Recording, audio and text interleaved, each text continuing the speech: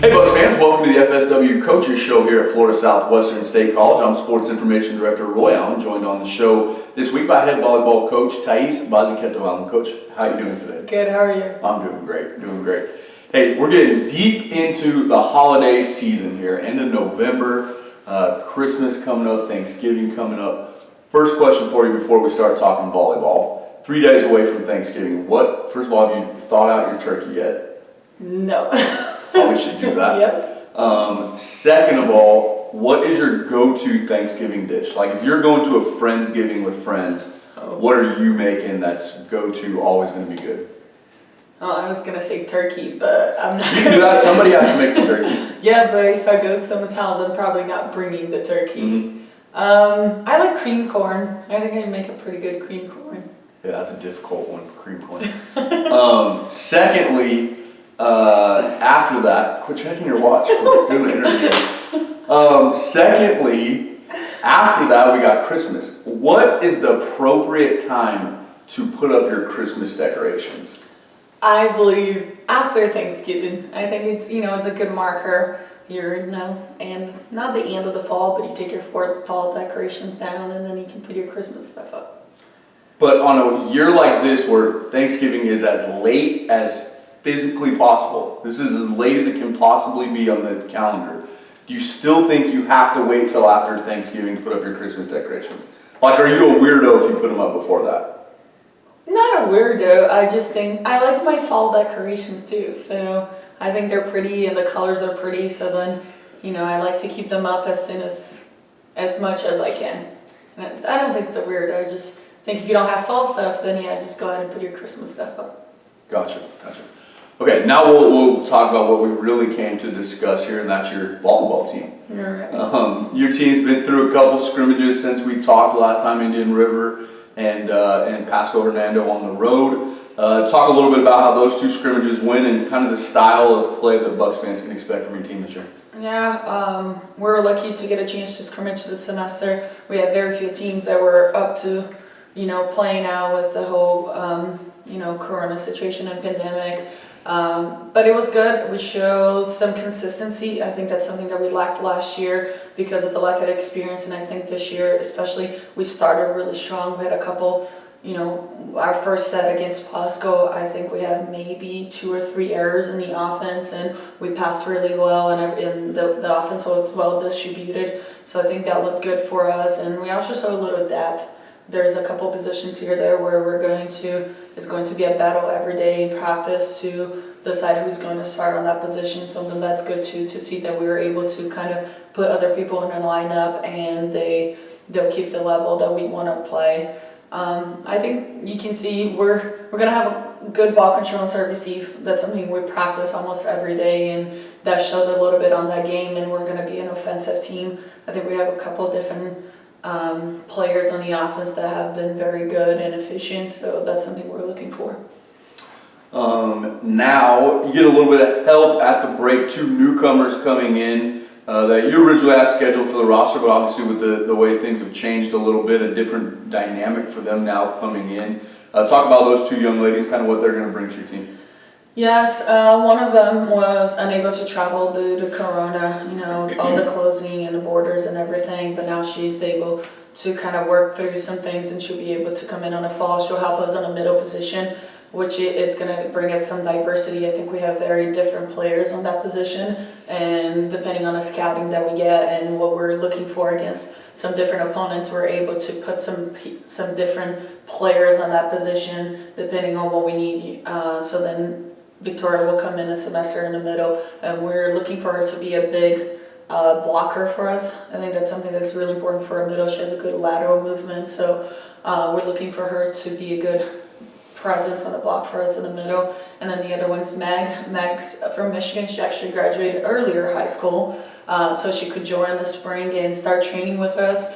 But the way COVID, it's working where they gave us the year back, so she'll be able to graduate early, come in and just, play right away for us and be able to not only practice but join in some games as well. We're excited. She has great ball control, great command. She has a really high volleyball IQ as a libero, so we're excited to see what she's going to do for us.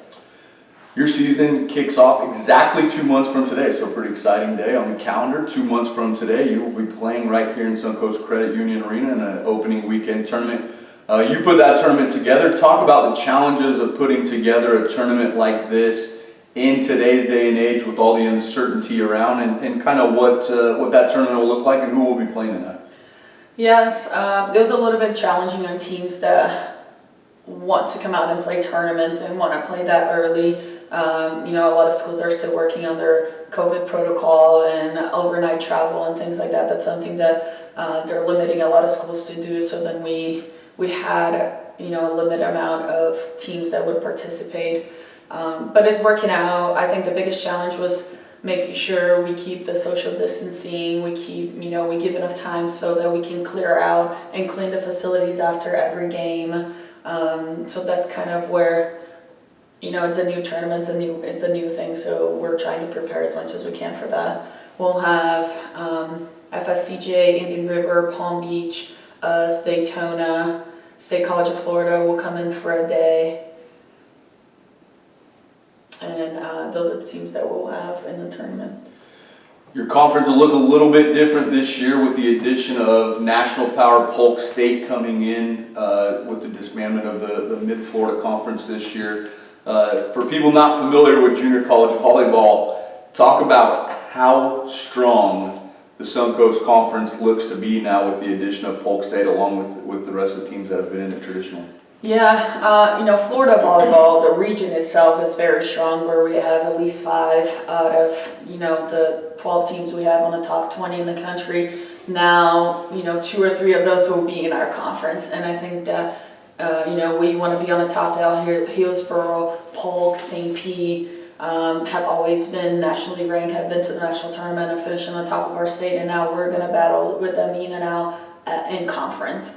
We are, I believe we're the strongest conference in the state and probably the strongest conference in the country. Just, it's going to be fun. You got to play the best and be the best to kind of establish yourself on the arena, on the national arena, and I think our conference is going to do that for us. We don't have to look much further to play quality level matches. We're going to do that every Tuesday and Thursday when we play.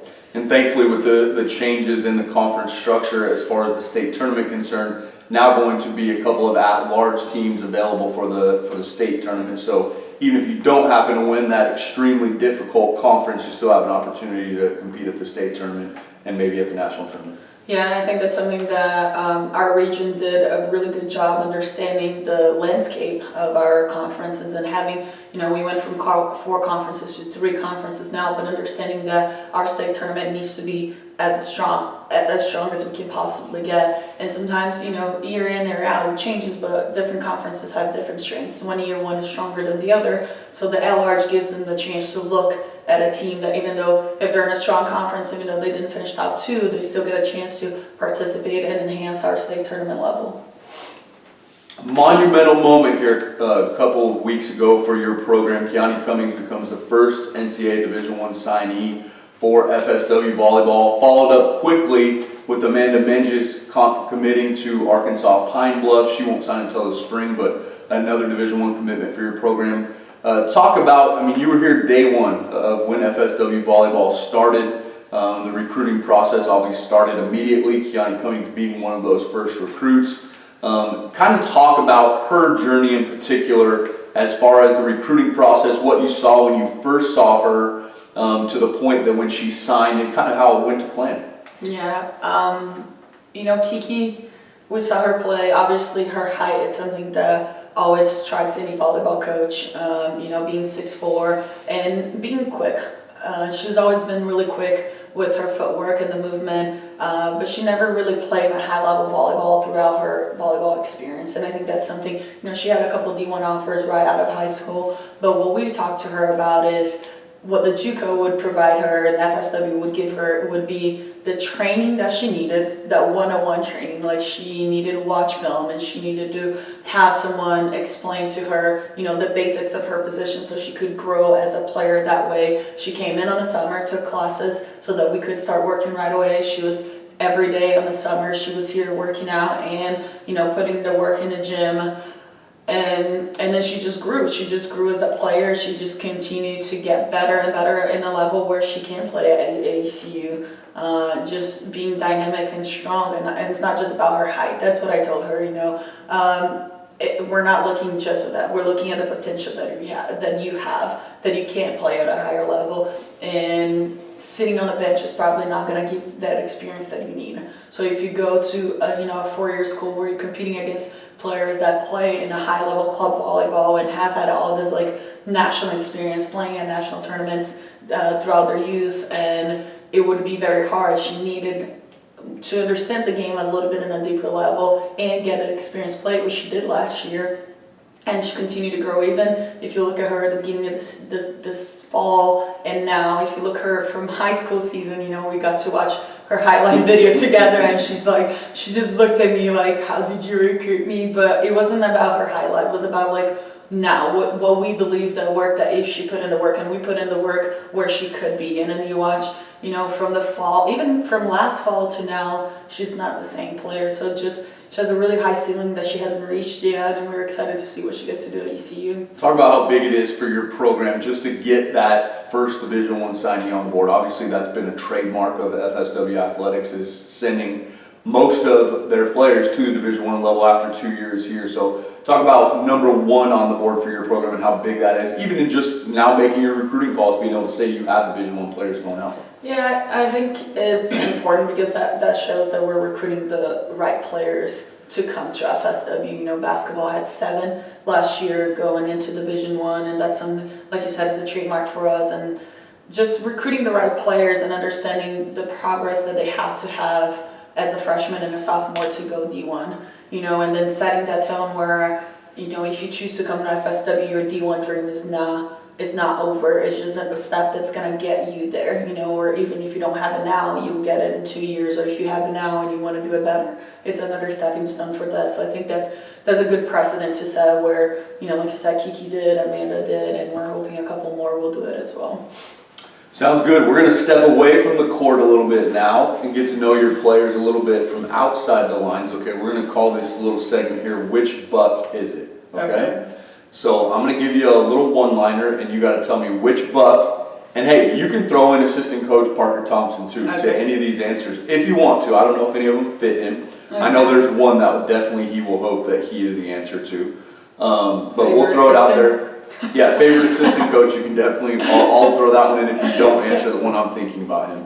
But we're going to give you those. You're going to give me a buck, and if you want, you can throw in a little story about it. If not, we'll move on to the next question. Okay. You ready? Yes. All right. Which buck hits the ball the hardest? Like if you're jumping in, you got a scrimmage with them, who do you not want to be on the receiving end of a swing? I think Yasuo is our strong, she's just a strong athlete, in the weight room. She's probably one of our strongest players, and that shows on the court. She swings really well. Not only her swing, but also her serve, her top spin serve. It's up there on the velocity. Agreed. That's an easy one. Which buck is the loudest? Just loudest in general. Who's not going to catch you off guard when they're walking down the hall to your office? I would say Amanda. I feel like Amanda is pretty loud. I think in general, just loud. Just talks a lot, laughs. I would have went Kiani there.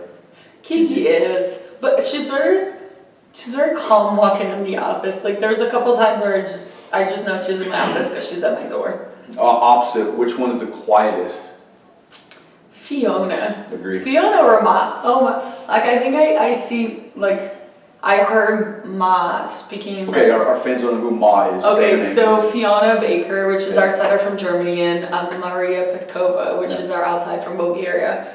Ma, I heard she's speaking in a regular tone maybe a couple times, so she's just very quiet. I always just mess with her don't talk too much, but on the court she's getting a little bit better, but off the court she's very, very quiet. And Fiona's quiet too, but she has the funniest faces. Her reactions is not vocal. She just gives you the face after reaction. So I think the two are the quietest. Funny faces, just like your coach does. Yes. Which buck is the funniest?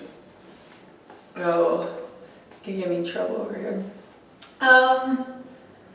They all have different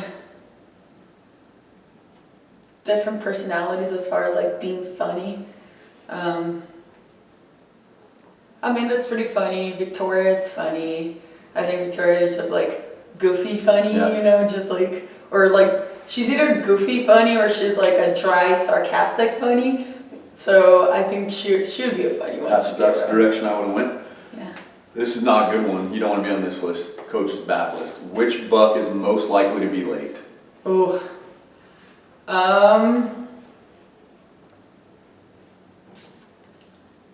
Yeah, so it's been late.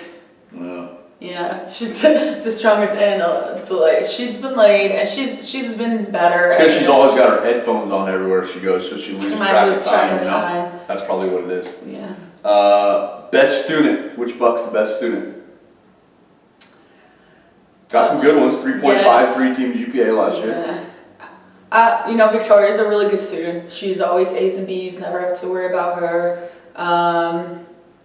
I think we have a lot of those, we have some that kind of show up her freshman, like her first semester, but got a 4.0, like Julia got a 4.0 her second semester. I think with the online classes, some of them struggled a little bit more. Yeah, we'll see her in a couple weeks to be able to answer that question. But, Victoria's always my A and B's. This should be an easy one.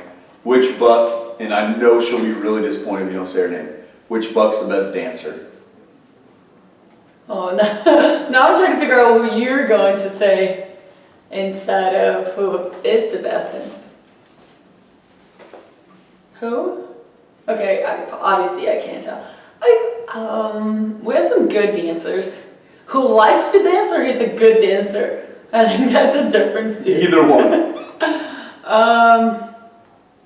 I feel like TikTok dancer would be Amanda. Oh, see. I think she's always making TikToks, I guess. But Victoria did a really good job of her dancing Lady Gaga. Lady Gaga. You can catch out on her Instagram, FSW Bucs, Lady Gaga on Halloween, that's right. Yes, so she did a good job there. Yasa showed a little bit of her skills dancing I forgot about that. On the Halloween practice we had, That's a sleeper, that's a big time sleeper upset pick on that. Because I dressed up as Cleopatra, so she showed me the dance moves from Aladdin, and she knew it. She knew the dance, so we have a couple ones that kind of showed some moves out there.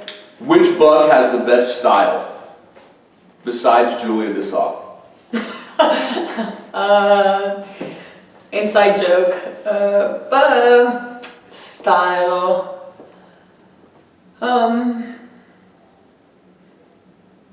I like Kiki's fashion forward style. She's always colorful and cool jackets, or I like her style. I haven't seen, it's hard because I only see them on volleyball gear. Yeah. I don't get to see them, dressed up like normal people. Sorry, Coach Parker. I tried to throw it out there for you. I threw her the alley. She didn't get the oof part. I'm sorry, Coach Parker. Parker's a pretty good dresser. Yeah. I have a competition that's sidelined this year. All right. Which Buck was the hardest to recruit? Who was the hardest to get to pull the trigger on this year's roster? Someone you really had to work for. That's a hard question because we work for all of them, and an FSW is just such a great place to come, so it's an easy sell for most of them. So then once we introduced kind of FSW and... So there was no one that came down to us in another school and they picked us and you were really excited about that? I was excited for all of them. This isn't political. I know it's November, United States, we gotta be politically correct. No, but obviously I was excited for every signing. That wasn't the question. The question is, I understand that wasn't the hardest question. to recruit? I think they all had different options. All right, we'll move on to the Yes, next one. there you go. Jeez Louise. All right, this is the most important one. You're a chef yourself, once featured on Top Chef on Food Network. I think I saw you on there.